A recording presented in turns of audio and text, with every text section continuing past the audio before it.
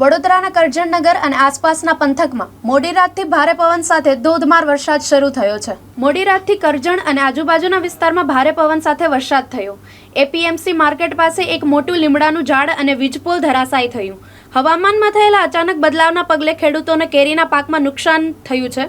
જોકે અસહ્ય ગરમી અને બફારાથી ત્રાસી ગયેલા નાગરિકોને આ વરસાદથી થોડીક રાહત મળી છે।